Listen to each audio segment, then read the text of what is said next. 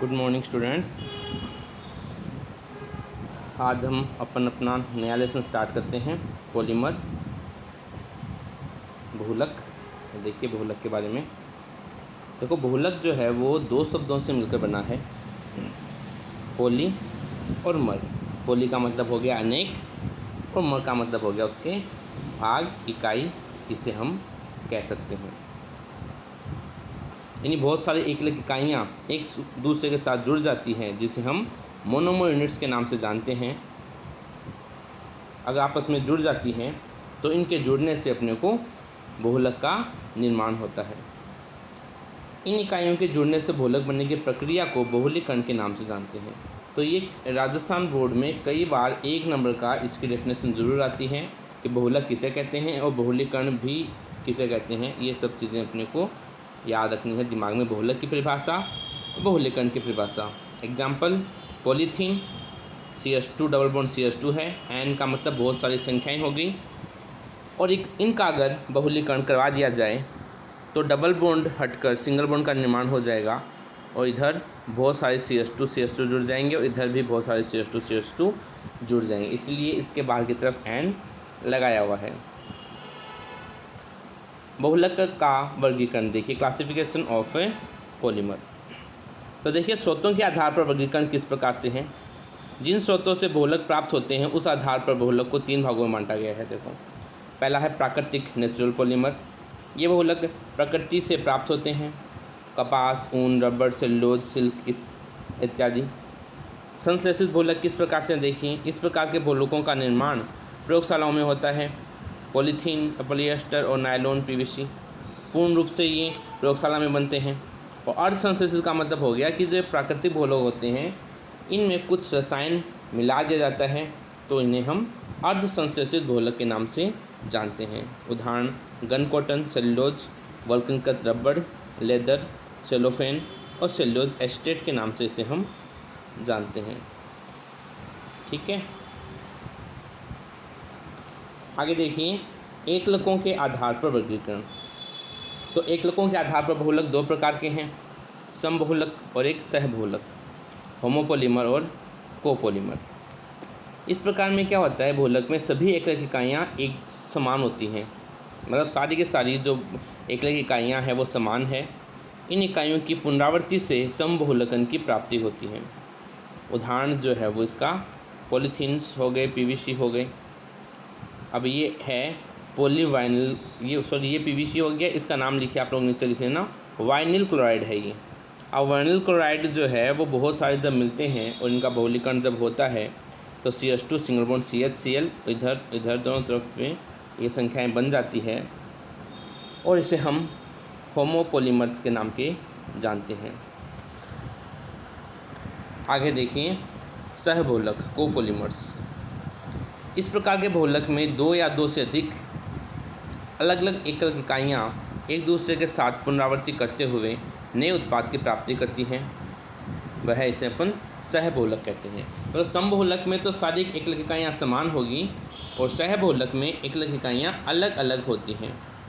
जैसे एग्जाम्पल अपने पास में है, देखो इसको आपको याद करना है, हेक्सामेथिलीन डाइअमीन, CH2 का होल 6 का मतलब हो गया हेक्सामेथिलीन, और NH2 2 एमीन हो गए तो इसे अपन डाइअमीन के नाम से जानेंगे। इसकी क्रिया अगर एडिपिक अम्ल, तो देखो CH2 का होल 4 COH मतलब इधर भी 6 कार्बन है, इधर भी 6 कार्बन है। इसलिए जो बहुलक अपने को मिलेगा उसे हम नायलॉन 6 के नाम से जानेंगे। देखिए नायलॉन 6। ठीक है, तो यहाँ पर क्या है कि भी इसका एक H और इसका OH, एडिपिक अम्ल का OH और NH समूह का H वाटर का मॉलिक्यूल निकाल देते हैं और देखिए NH सिंगल बॉन्ड O का अपने पास में क्या हो जाता है, इसका बॉन्ड जो है वो बन जाता है। ठीक है, यानी इसे अपन एमाइड बॉन्ड कह सकते हैं, एक प्रकार का एमाइड समूह है ये अपने पास में होता है ये। ठीक है, आगे देखिए संरचना के आधार पर बहुलीकरण किसे कहेंगे अपन। तो देखिए संरचना के आधार पर बहुलीकरण सबसे पहले अपने पास में है लीनियर पॉलीमर, रेखीय बहुलक। इस प्रकार के बहुलक में एकलक इकाइयाँ एक दूसरे के साथ सीधी श्रृंखला में जुड़ती हैं। ठीक है, यहाँ बहुत सारी श्रृंखलाएँ प्राप्त होती हैं लेकिन ये किसी भी बंध के द्वारा जुड़ी हुई नहीं रहती हैं। इनकी तनन सामर्थ्य है, मतलब स्ट्रेचिंग जो स्ट्रेंथ है इनकी बहुत ज़्यादा होती है और गलनांक भी इनका ज़्यादा होता है।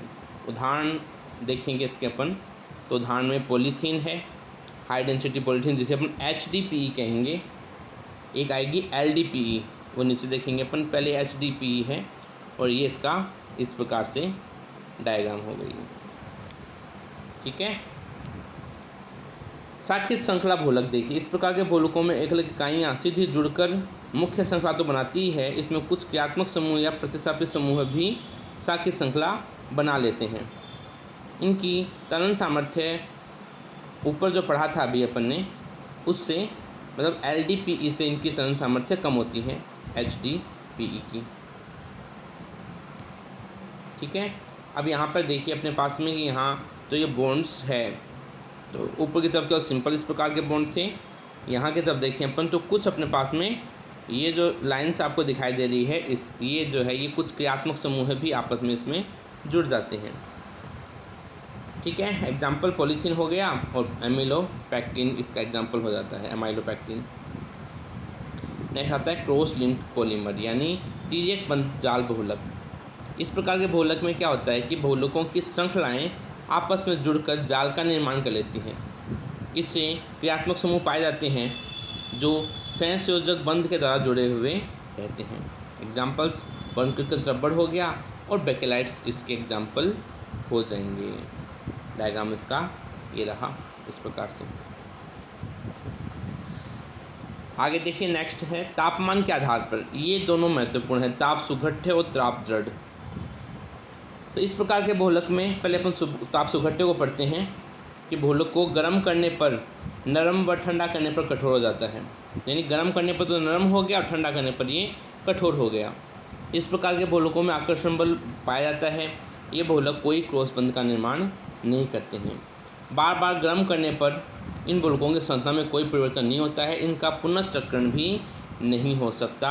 पॉलीथीन, PVC, पॉलीस्टाइरीन, पॉलिएस्टर, मतलब इसका पुनर्चक्रण हो सकता है, मतलब रिसाइकिल आप इसको कर सकते हो, एक बार यूज़ करने के बाद दोबारा भी आप इसको यूज़ कर सकते हो। यानी एक प्रकार का ये प्लास्टिक्स है, ये थर्मोप्लास्टिक इसे अपन कहते हैं। एक आता है ताप दृढ़ थर्मोसेटिंग, इस प्रकार के प्लास्टिक को गर्म करने पर क्रॉस बंध बन जाते हैं, इसलिए दोबारा इनका उपयोग नहीं किया जा सकता, ये कठोर होते हैं, जैसे बर्नक्रिस्टल रबड़ हो गया और बेकेलाइट।